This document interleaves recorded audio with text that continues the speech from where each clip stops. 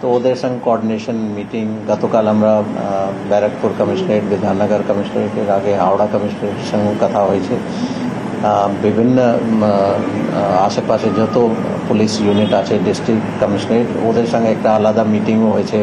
ট্রাফিকের সঙ্গে গতকাল আমাদের যত ট্রাফিকের সিনিয়র অফিসার আছে, এসি অ্যান্ড আপওয়ার্ডস ও আইসি, ট্রাফিক গার্ডে যত ওসি আছে সবার সঙ্গে গতকাল একটা আলাদা মিটিং হয়েছে। এছাড়াও এর আগে আরেকটা মিটিং আমরা করেছিলাম। তো প্রস্তুতি আমাদের শেষের দিকে। আমরা আশা করছি সব কিছু ঠিক থাকবে অ্যান্ড মাননীয় হাইকোর্ট ক্যালকাটা যে অর্ডার দিয়েছেন সেটাও কমপ্লায়েন্স আমাদের টিম করে দেবে।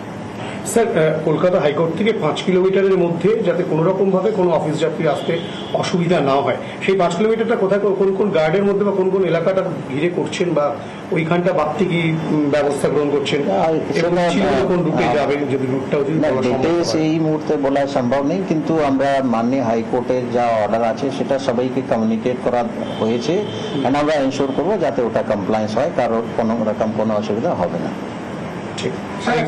একটা কথা শোনা যাচ্ছে নিউ টাউন থেকে বিহারে কিছু দুষ্কৃতীদেরকে অ্যারেস্ট করেছে, এইটা নিয়ে কিছু একটু বলে দেন, মানে এরকম কলকাতা পুলিশের তরফ থেকে কোনো চালানো হয়েছে? আমাদের লাস্ট দুদিন ধরে কিছু ইনপুট আমাদের কাছে এসেছিল, সেটা আমরা বিভিন্ন ইউনিটের সঙ্গে শেয়ার করেছি, কিন্তু এই মুহূর্তে ডিটেলস দেওয়া সম্ভব নেই, কিন্তু আমাদের কাছে কিছু ইনপুট ছিল। আর সিপি বিধাননগর সঙ্গে আমাদের যোগাযোগ হয়েছিল। তো এইটা যেহেতু বিধাননগরে অ্যারেস্ট হয়েছে, ওরা যদি বলে তাহলে ভালো। ঠিক আছে, থ্যাংক ইউ। ঠিক আছে।